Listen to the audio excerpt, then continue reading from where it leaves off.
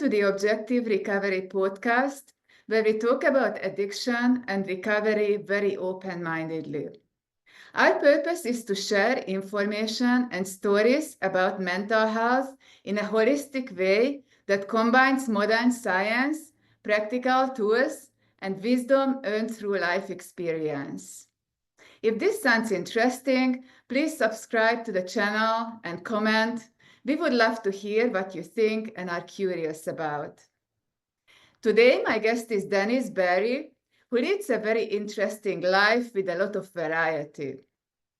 𝗵𝗶𝗴 resolved a heavy polysubstance use over 20 years ago, became a successful businessman, motivational speaker, social media influencer, and moved around quite a bit. He has also provided addiction recovery coaching and created a recovery channel and podcast with lots of good advice that I will link in the description. I met 𝗵𝗵𝗴 while he was building one of his latest business ventures, have even been part of a group that he started where entrepreneurs are helping each other.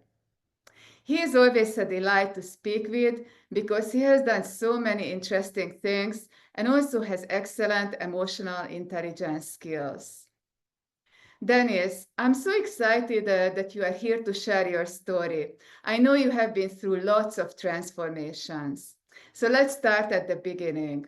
What addictions have you experienced and recovered from? First of all, thank you for the talk. I love talking with you, and I think that we're going to have a great conversation and hopefully help a couple of people along the way, which is, of course, the whole objective, right? Well, if we go back to the beginning, when I was 5 years old, my grandmother said to my mother, "He worries like a little old man." I was 5 years old, and already I was full of all that fear and insecurity, anxiety, stress, and I didn't know how to handle it. And I think it's common for a lot of people. It's a human condition, right? But then how do we cope with it? And fast forward 10 years, I started drinking. You know, I had my first drink, and I remember that first drink, and it was vodka, and I was like, and I could feel it going down my throat, and I was like, at that moment, like the anxiety went away. I felt this sense of relief, and I was like, oh, I don't have to feel that way anymore. I don't have to feel anything anymore. And I went down that path for over 15 years. And drugs, I started smoking weed right away from there, and then just drinking almost every day. And then I went Were you drinking and smoking weed at the same time on daily basis, or it was either or? It was both. Both. Yeah. Well, in the very beginning, I can't say that it was like that every day, but within the first year or 2 years, then I was definitely getting stoned every day, and I was definitely drinking every day. And sometimes it was beer, sometimes it was before school in the parking lot at 7:30 in the morning. Yeah. It just turned into this, like, I don't want to feel anymore. And Yeah. I went on for a long time. And then I went to college when I was 18. And then it really just, it was like a rocket. I just took off. And then I started snorting cocaine, and I was drinking whiskey and massive amounts of beer. And it was a game. Like, college was like, I was free. I was getting like a 0.9 grade point average, and I was there to get drunk and stoned. And that's what I was there for. Your drinking and drug use was social. Did you do it socially, or did you also start to do it on your own? Yeah, both. Yeah, it was both. Like, if I could find the people to do it with, which I could, you know, in college it's easy. I was lucky enough that my family paid for it, which was good and bad. And I didn't have that debt, so I didn't work. It was easy to find people to do it with. And so I did that pretty much every day. But if nobody was around, I would do it myself. I would start drinking and get stoned all by myself. And that was a pattern of behavior that carried on for, you know, my entire adult life until I was 31 years old. At the end, you know, it was me locking myself in my apartment with 4 bottles of red wine and a pint of Jack Daniels of my cigarettes. I would close the blinds. I would lock the door, and I would line up. I had my ashtray, my cigarettes, my remote control. I had my cell phone, my regular phone, and I had lined everything up. and I would just sit there and numb out. And I would just drink to pass out for 3 hours and then wake up and start drinking again. And it was a mess. But there was a lot in between there that happened. Yeah. So Yeah. which I should talk about, because in the beginning, I want people to know it was fun too. Like I Yeah, had that's how fun. it starts out. It's usually, it's fun. It's a combination of fun and also self-medication, like you mentioned, also that you use these substances to run away from your feelings. So that's what we kind of call self-medication that many people do. I think it's a combination of both in the beginning, and then very often it turns into just purely self-medication, but no longer to resolve or to alleviate those initial insecurities and anxieties. Later on, it usually becomes just to alleviate the effects, the negative effects of the substance use itself. So that's a vicious cycle. The vicious cycle. Yeah, our baseline becomes well below like our normal human baseline, just to get back to normal is what I was doing. But Yeah. like I said, I mean, it was fun in the beginning. I was a downhill ski racer. I skied every day, which is what kept me, I would say, alive, actually, because even though I would be, You were using drugs by skiing, or? yeah, actually, I didn't like drinking while I was skiing because I was completely out of control. But I did like being stoned. And Oh, okay. And it was funny, like, because I had friends that would drink and they had beers in their pockets, and there was something about the being drunk and skiing that I didn't like. And so I didn't, but right after I would start drinking. And but it was fun. So I skied a lot. I was a mountain biker. I was a chef. I became a chef because I had to work to buy weed. And so I wanted to ski every day. So I became a chef so I can work in restaurants at night and ski during the day. And so I built this lifestyle that supported all of my habits. And Oh, yeah. that went on for 10 years. And there was fun times too. I mean, like, don't get me wrong, which is why I kept going. And it was like the drugs, the alcohol, the parties, the girls, the cooking, it was like a lifestyle. It was like a movie. Mhm, Really. mhm. But I was really unhappy. And when you start drinking, you stop growing emotionally. And so Many if we people go say that this is very, very common, even without knowing anything from science how this works. exactly, yeah. So if you take the fact that when I was 5 years old, I was already full of anxiety, fear, stress, and I never learned any coping skills, healthy coping skills. And then I started drinking at 15. So I had the emotional capabilities of a 5-year-old to Yeah, cope with my anxiety, stress, fear, and yeah, human condition. Basically, I was 31 years old by the time I got sober with the brain of a 10-year-old. I yeah, had the emotional capability of a teenager. And yeah, so the reason I think, in my opinion, most people fail in sobriety is that we fail to grow. People are like, I'm going to stop drinking. My life isn't going well. So they stop drinking. But you have to replace the unhealthy behavior with healthy behavior. And that's painful. It's painful growing up in your 30s and 40s and beyond. And it's work. And it's painful anyway, even without an addiction.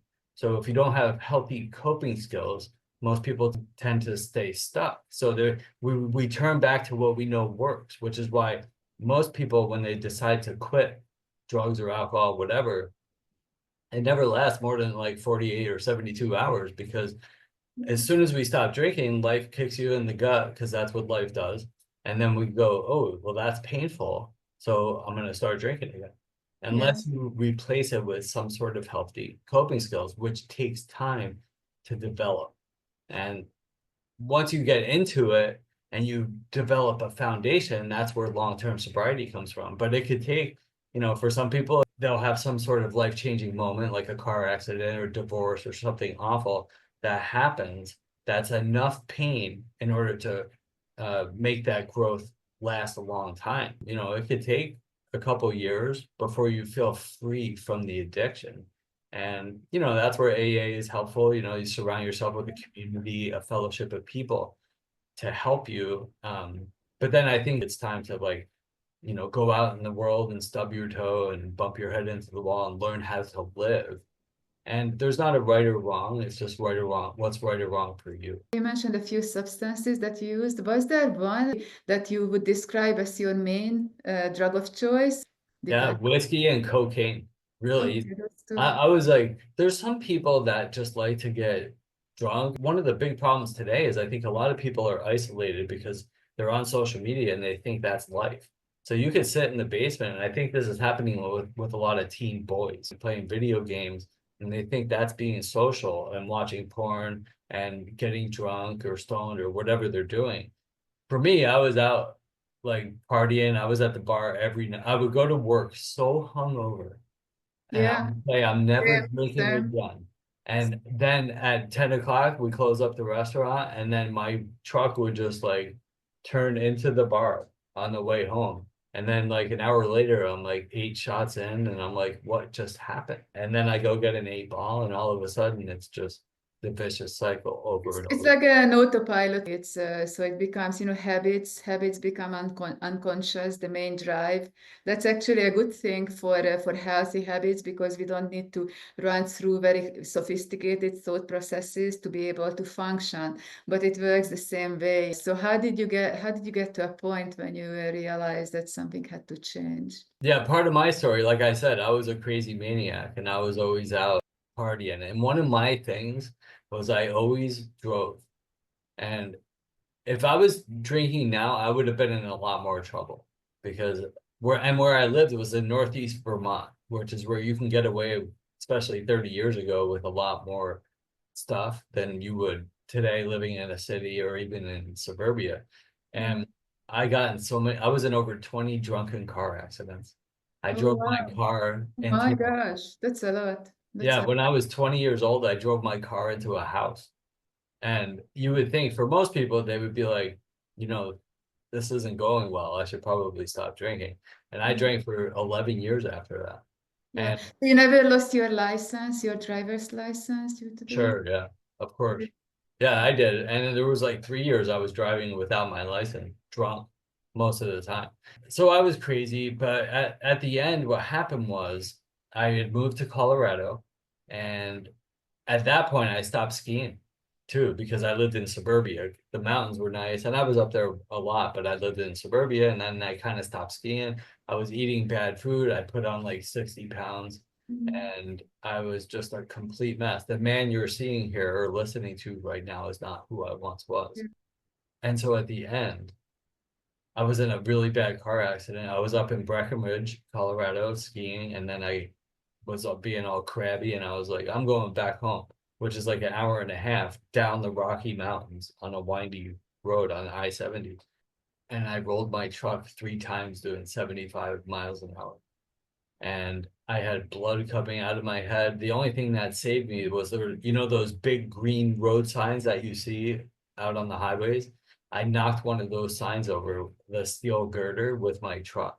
And Mhm. that's what kept me from rolling in. There was a cliff called the Clear Creek. And that is what kept me from rolling into the Clear Creek and dying.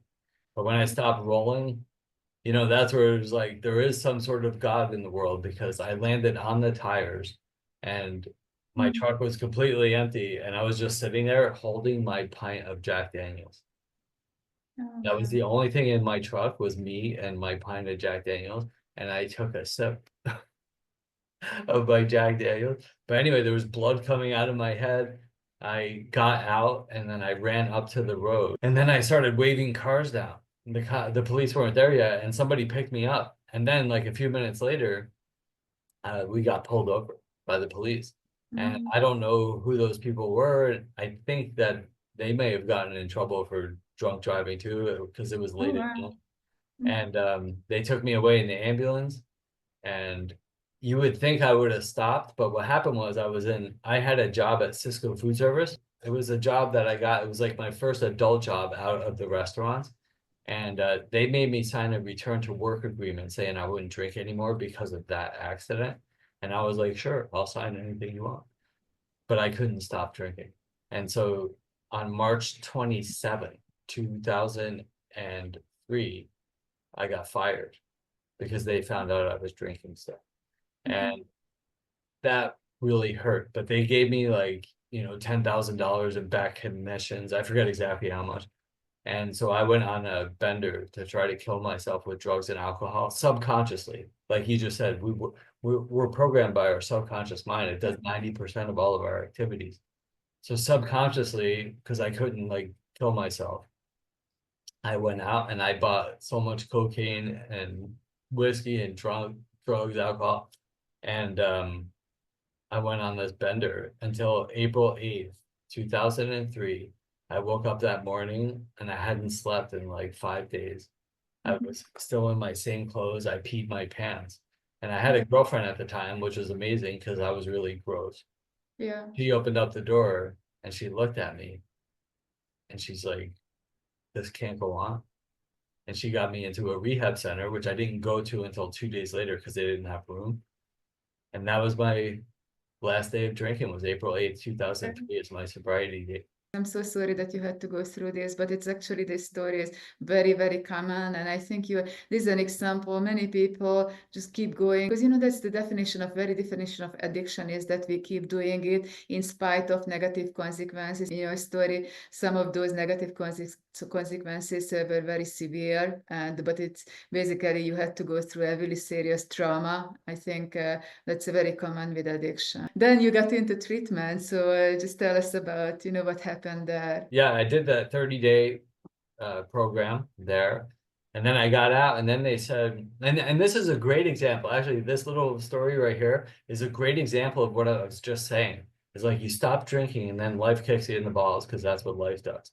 And so I was in this treatment facility for 30 days. And my girlfriend was amazing at the time. She came to see me all the time. Like it really changed my life. It was a really eye-opening experience. You Anyway, actually you were probably very lucky because you had a partner, because many people's relationships are completely destroyed. So it seems like you had someone who really cared for you. yeah, she was amazing, and she really was like an angel at that moment in my life. The other thing that was helpful is that my parents would not help me pay for it. Actually, that's not true. So I think at the time it was about $15,000. My father said, no, I won't help you. And my mom gave me, I think it was like $2,000 or something in order to get in. Like I needed to put some money down. And then I had to pay for the rest, which it took me a couple of years to pay off, which I think was really important in helping me become an adult. Because sobriety is not about not drinking. It's about becoming an adult, taking care of your responsibilities, being honest, looking the world in the eye. And most people don't understand it. They think it's just like, oh, I have to stop drinking. Yeah, you have to stop drinking because it's keeping you from being an adult, a responsible human being. And so there's a lot of learning to do. And that was really hard. Of course, it's really hard. Anyway, I got out. And while I was in, she had moved my apartment in with her.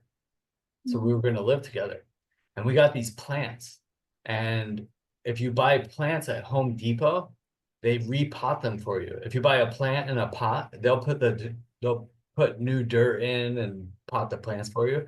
So we bought a few plants and they said they're busy, but they'll repot them and I can go back later. So I did that. A couple hours later, I went back. I left my truck outside running while I went inside to grab the plants.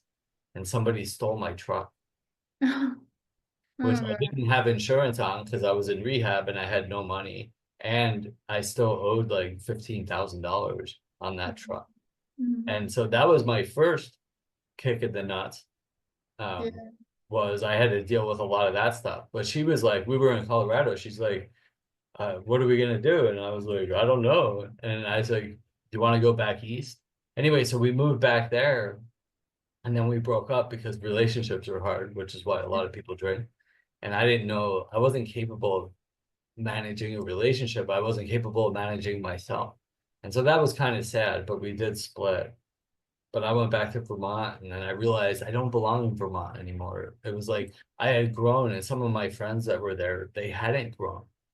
And that's another painful part of getting sober is like you have to like leave some of the past behind you. A lot of it. I experienced this myself with quite a few, and it's a very strange experience because some of the people that when this happened, when I resolved my problem, I thought originally I was drawn to those people because I thought they were much more mature than me, and I wanted to learn from them. Sometimes, usually they were also older and so on, and it was just happened so fast that could complete opposite. And I would be curious to hear a bit more about your treatment, if there was anything that you find challenging. Yeah, well, the main thing was really it was a AA, that it was a 12-step program.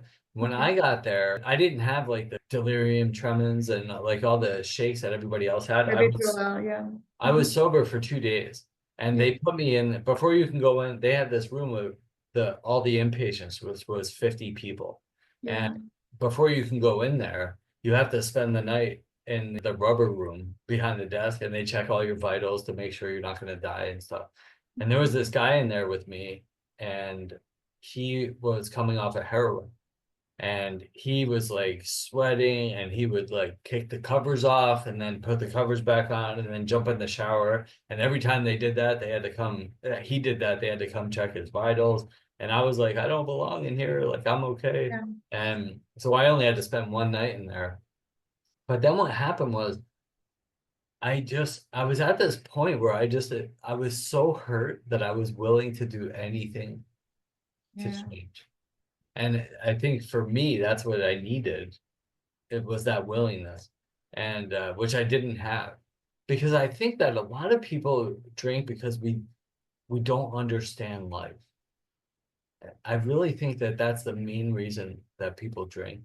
It's like, I think part of it is that we don't want to understand because, it's you were very young, you were under 30 when most of this happened. Many people resolve it much later in life. I think it's basically we just refuse, many people just refuse actually the learning experience because it's so much easier to escape, even setting up your entire life with the restaurant and the chef job to, that it's compatible with that lifestyle. That comes, it's very typical again in early recovery that people realize that it's many people struggle it really badly when relapse due to that they just they realize that now they have to learn how to do life, how to adult. Many people, it relates to their upbringing, if they did not get that type of upbringing and support from parents and family of origin, that we never learn in childhood how to, and the normal progression of growing up, that's very, very common in people with addiction, and then we have to learn it at that point. and it's hard. Yeah, and I think like what you just said is really important about the childhood trauma. Some people have like real trauma, whether it's abuse or whatever, but and some people don't. I didn't have a traumatic childhood, but in the sense that we define trauma. For me though, it was traumatic. And I think it's different for everybody. It's how we process something, and I processed trauma, and we all have abandonment, rejection, betrayal, humiliation, and injustice. Those are the 5 main childhood wounds. And I used to teach this when I did a lot of addiction recovery coaching. And the thing is, like, when you mention those wounds to people, they say, oh, yes, like, oh, I was rejected by this girl in high school. She wouldn't go out with me. And that's a rejection, absolutely. But the truth is that that's not where the original wound came from. The original wound may have come from maybe when you were 6 months old. You wanted your mother to pick you up, but in that moment, maybe she was doing the dishes and she couldn't pick you up, and we got wounded in that moment. And when you're 6 months old, what do? We cry. And now as you get older, you keep crying, but maybe after 5 years old, 7 years old, 10 years old, you stop crying, but now you find other unhealthy coping skills in order to get through that fear of abandonment, rejection, betrayal, humiliation.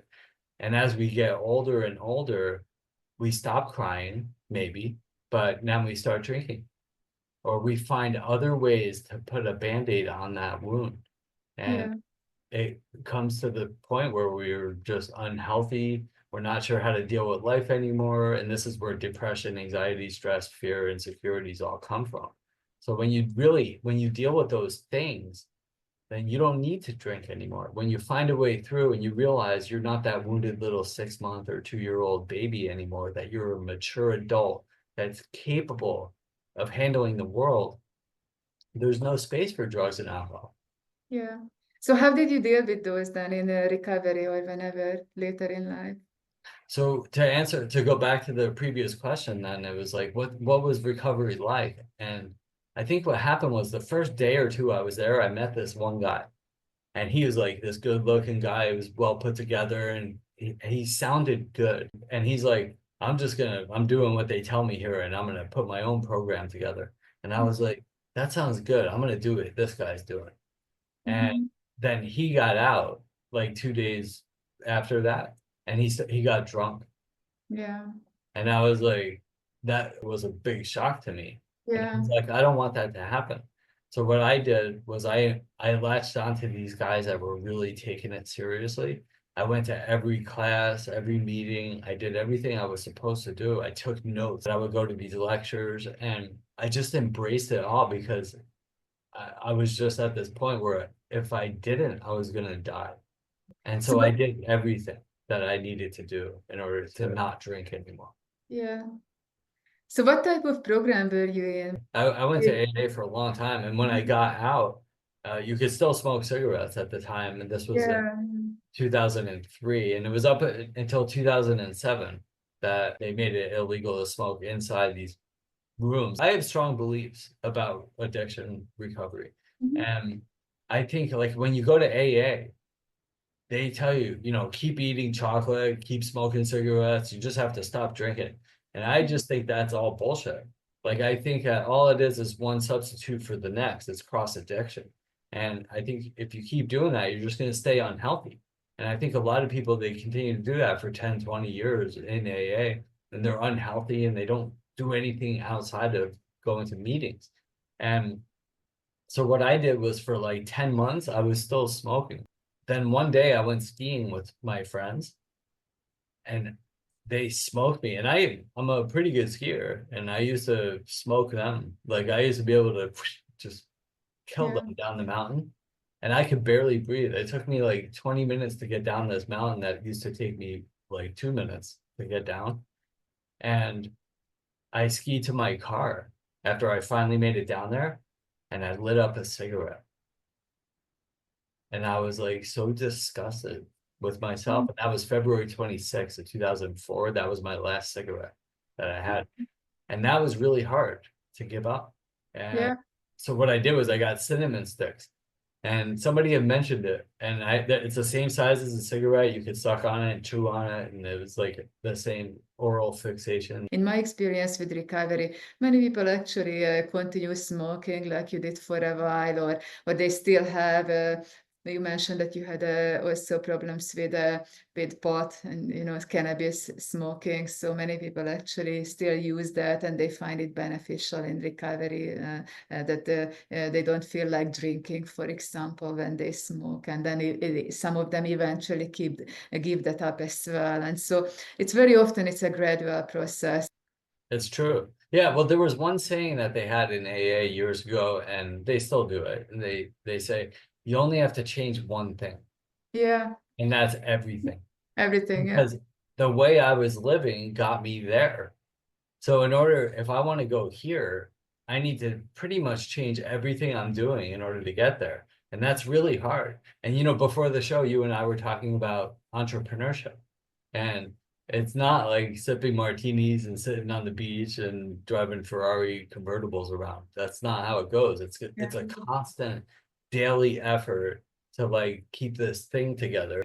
And it's the same thing with sobriety and life. The thing with sobriety is this, is like what we're trying to do is to take away the things that were keeping us from achieving our goals. The problems that we face, problems, quote unquote problems, the stress, the anxiety, the fear, the insecurities, it's just the human condition. It has nothing to do with uh, just addicts. Like anxiety, stress, fear, insecurity doesn't just attack addicts and alcoholics. It's part of the human experience. Having stress, it doesn't mean that there's a problem. It means you're alive. Like yeah, stress is good. Finding like most people spend so much time avoiding problems, and yeah, avoiding problems causes more problems, and it doesn't create happiness. You know what creates happiness? Solving problems. Yeah, problems are put in our life for us to become better. When you view it from that angle and you start to see life differently, there's no space for drugs. Drugs and alcohol keep me from solving problems and Yeah. going to the next level. And Yeah, actually the human species evolved originally to deal with stress and problems. That's normal part of life. If you think back even more in the beginning of human evolution, when we still lived in harmony with nature, in nature, that life was not as predictable as it is now in modern society. So there is it doesn't make sense to avoid problems except in our minds, because dealing with problems is not pleasant, and we want to avoid pain. I think what we want to avoid is the actual emotional pain. It's so easy to just basically substitute that hard work with a substance or with some kind of escape mechanism. So you mentioned you used AA. So what did you find specifically useful in the AA program? yeah, there was a few things. The main thing, I think, in my opinion, the main value with AA is the fellowship. For me, I was lonely. Yeah, I could be in a room full of 500 people and be the loneliest person on the planet. And I felt nobody understood that, which now I understand millions of people understand that. Again, this is the human condition. Alcohol wasn't the problem. It's what I was using to cope with the real problem, which is my thinking. yeah, yeah. When we realize that that's the problem, and I can go to AA is like that fellowship. It was like I can go sit in Starbucks, or I can go to another community or even church or whatever, and you can talk to people and be like, you know what? Sometimes I think about suicide. And I drink so much that I can't stop drinking until I throw up, and then I drink some more. And then I can't stop smoking even though I can't breathe anymore. And people will look at you like, you have a problem. But if I go to AA and I would sit in those rooms and I would be like, you know what? Sometimes I think about suicide. And sometimes I drink until I throw up and then I keep drinking. And you look around the room and people understand. Yeah, they're nodding. Yeah, yeah, And yeah. I think that was the value in the very beginning that kept me going because people understood. AA for me, the big value was the fellowship. And I think even when I did all my coaching, I eventually stopped going to AA. And my opinion is that everybody in the very beginning should go to AA. I think it's an outstanding introduction to sobriety. I think Yeah, everybody should go. or any other, because these days I think when you did this, there were not so many different peer recovery groups. So our purpose, the podcast, is also to basically to make people know to talk about the different options. So did you actually work the 12 steps with a sponsor or anything like that, or you just use the meetings and the fellowship as? No, no, I did all of it. Yeah. And I did it for a long time. I did all the service positions. I was the Okay. GSR. We did the night watch. I went to the conventions, the assemblies. I did all that stuff for many years because it gave me purpose. I do a lot of business coaching and business work now, and I incorporate all of these principles into my business stuff too, because when I start with clients now, we start with a vision plan. Yeah, Because if you don't have a vision and a purpose, then it's really hard to build what you can't yeah, envision. And I yeah, think for sobriety, it's the same thing. It's like, why am I getting sober? Like if you don't have a reason why, oh, because I need to stop drinking. Well, if you don't have a reason beyond that, like I want to be healthy, I want to create success, I want to be able to travel, I want to be able to run a marathon, I want to be able to have a healthy relationship and build a beautiful life with somebody. yeah, Those are whys. And when you have a good why, like if I want to build a beautiful relationship with somebody, but I can't stop drinking, you're not going to have a really nice relationship. yeah, But if I'm like, oh, this is hard. This thing I'm doing in life is hard right now. And I have this beautiful woman or man in my life who I love. If I drink, that's going to ruin all of that. Drinking is not the problem. It's what I'm using to cope with the real problem. So when you yeah, understand the real reasons why you drank, that there's maybe a power greater than you that can help, yeah, that clear up the past, make amends to the people that you've harmed, and we all harm people. I still harm people in sobriety, and I'm pretty aware, but we all make mistakes. Clear that up, and then go out and help other people, and then go put together a beautiful life. And you could do that in 90 days. You know, read the book, get a sponsor, help somebody else do some stuff, and then go out and live. I'm so glad that you mentioned the vision and the importance of asking these why questions, because that's actually what we do also at Objective Recovery when we help clients who come to us for help with getting, just basically resolving any kind of substance use or addiction. And so that's where we start, really take a very deep inventory and tap into their background and, assess their background and on levels that are not usually easy to assess by themselves, or without professional help, and then create all that vision plan and the strategy and the options, weighing the options, what solutions would be most suitable for that individual. So that's exactly what we are doing, and I'm very interested in that. So tell us a bit about some of the wonderful things that you have done since then in recovery, in business or in life, just anything you would like to share. Yeah, I've done a lot in the last 20 years, and some of it worked, some of it didn't work. And that's just life. People expect, oh, I'm going to stop drinking and then everything's going to be perfect. And I'm here to tell you it's not. But that's the reason we drink, because what we want to do is learn new healthy coping skills to deal with things that aren't perfect, which is almost every day. It's almost every day things don't go the way that we want them to in the morning. We wake up and be like, this is how my day's going to go. And then the day starts and it doesn't go like that. And it's okay. And that's okay. So what I did shortly after, since I was a chef, I started a catering company. And I also, at one point, I had a candle making company. And I got into fitness and health, and I was a personal trainer. The problem was I didn't know how to run a business. I knew how to cook. I went to culinary school. I was a chef for 9 years, and I helped open restaurants with people, but I didn't know how to run a business. And I had credit card debt, a mortgage I couldn't afford. And so I started selling rare coins. I started selling these coins that I would buy on eBay, and then I would just turn them around and resell them. And I would make like $100. And I was like, oh my God, this is amazing. And so I started doing it more often. And then I borrowed $20,000 from somebody, and so I can have an inventory and actually sell more coins. And within 6 months, I was selling like $300,000 a month on the internet.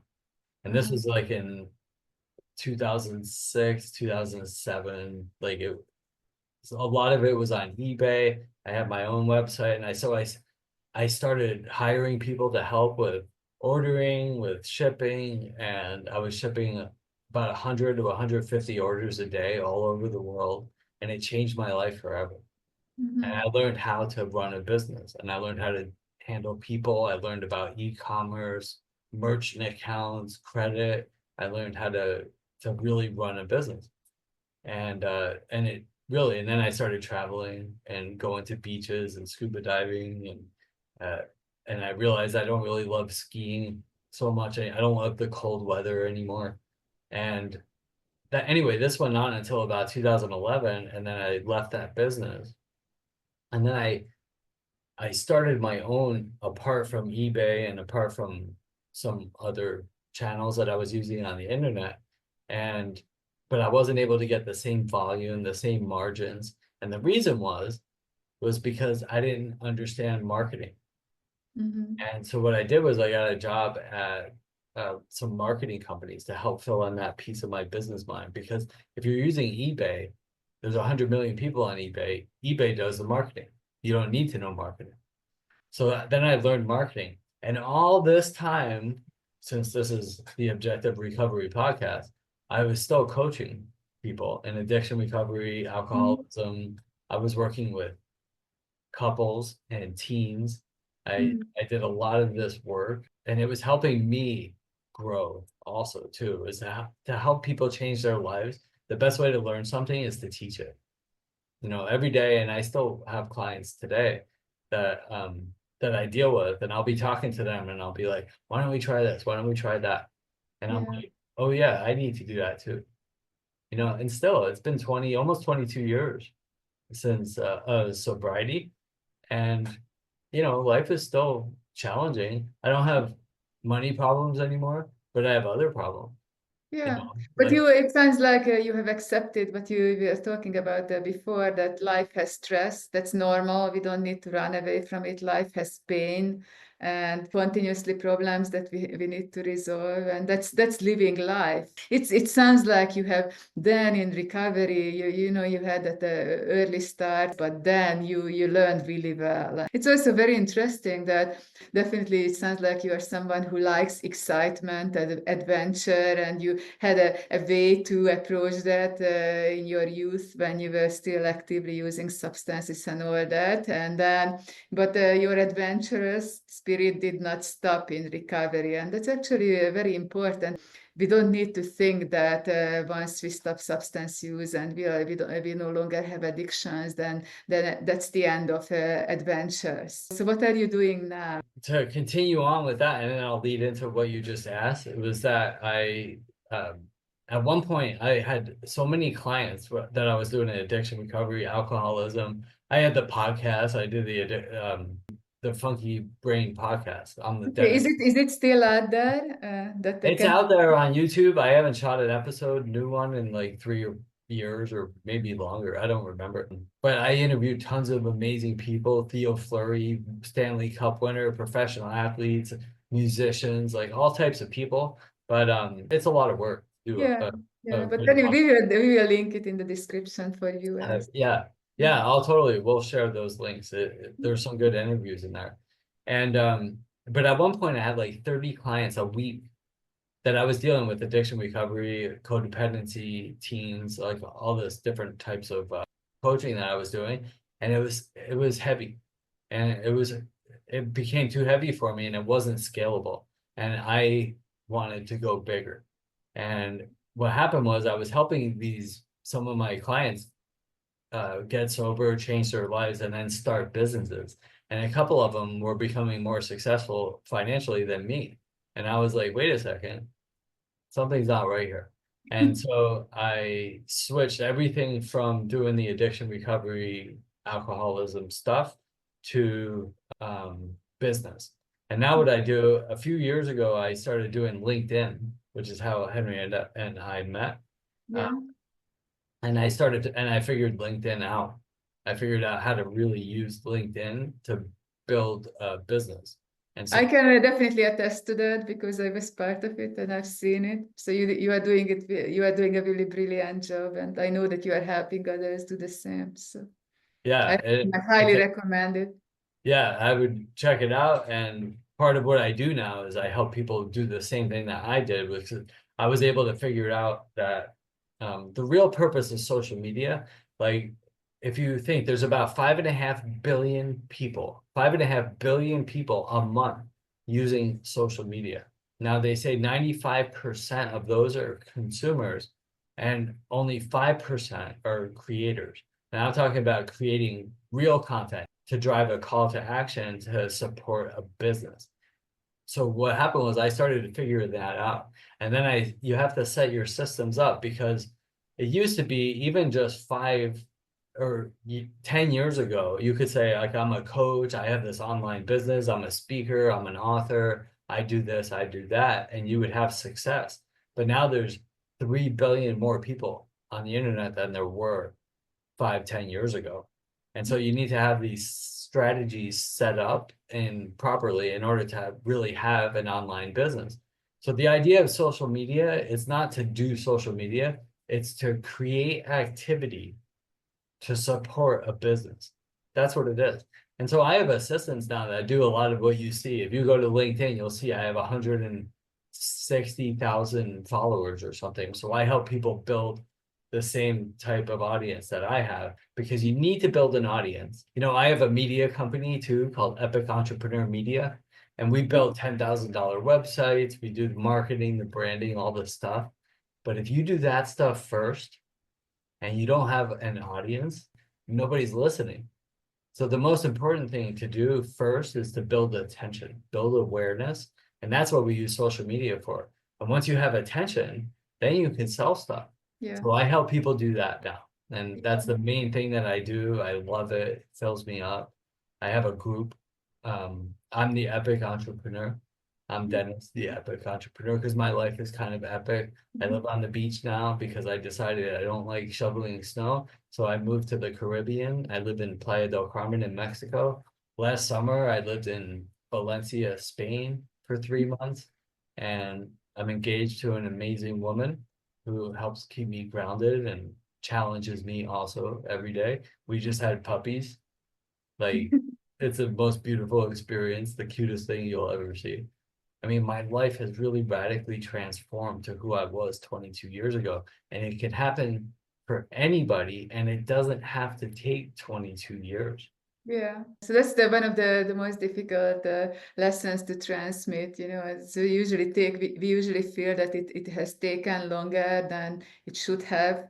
But then if you want to guide others to accelerate the process, have to make that happen, because we also have many resistances during this journey. Dennis, I'm so glad that you shared all this, because again, I think you are a wonderful example for how to make recovery a success, and also happiness. And again, that happiness doesn't end. Happiness is not in substances and not in those excessive behaviors. You are also very interesting in that you are a risk taker, you like intensity, you like adventure, and you like variety and all these things, but you have managed to leverage those traits in recovery in a way that that has grown your business, and you know, it made you really successful. Just one last question. If you think back in retrospect, do you think that your addictions or substance issues could have been prevented in any way? That's a great question. And I thought about it a little bit. And I think that our lives could go in any direction at any time. I think it could have. The way to do that is to learn and grow. And I think I was resistant to that. And I think that eventually I would have ended up going the way that I went anyway on some level, because it was really, like we talked about earlier, it was more about avoidance than a chemical thing. It was more about finding ways to cope with a life I didn't understand. And so I think had I had better training, better education, I had a great education, formal education in school, but about life. I think if I had a better formal education, I think that, you know, my parents got divorced when I was 7. I only saw my dad every other weekend, so I didn't have a man around to teach me how to be a man. Now, that being said, I think that an important thing that I had to learn, and I learned it fairly early in sobriety, was like, we all have circumstances we can blame, but Yeah. the real growth and the real part about sobriety and just being human and being an adult is like accepting responsibility for every circumstance in your life. And so, you know, regardless of, you know, your financial situation, your parents, you know, whether they were monsters or not, or things that may or may not have happened to us when we were younger, we have to accept all of that as it is today. We just have to say, that happened to me and it's in the past, and it helped make me who I am today. Now what? Now what do I need to learn to get to the next level?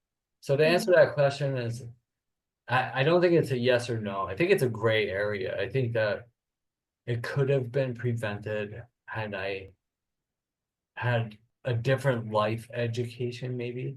If I had learned some coping skills along the way, sure, it probably could have. But like I said, I think that my thing was like I was hesitant and resistant to change. I wasn't open. My brain wasn't open to different ways of thinking and living. And I could still fall into that trap. I slide back into old behaviors too to numb out. Luckily, I don't drink. You know, I think that was definitely some sort of divine intervention. And I don't think about it. I try not to even talk about it as much because, you know, if I go to parties, this is another reason I left. If I go to parties and people know I'm sober, I don't even bring it up. But everybody's like, why aren't you drinking? And I'm around it all the time, But if it comes out, then people are like, well, I don't drink that much. I'm like, I don't care. Like, I don't really want to talk about it. I just want to be. But Yeah. if you have a problem, give me a call. So anyway, I think it's a gray area. I don't think it's a yes or no question is my answer. Dennis, thank you so much for coming on here and sharing with all your interesting adventures in life, both bad and good. And I think your story contains many lessons for people. And we will link in the description or your media, your website. So you mentioned that you are still available for addiction recovery coaching. I do. In fact, I don't do marketing for it because in business, if you have a business, you can do business with anybody who calls, anybody who reaches out, but you can only market it. You can only do marketing for one. You can only talk to one person.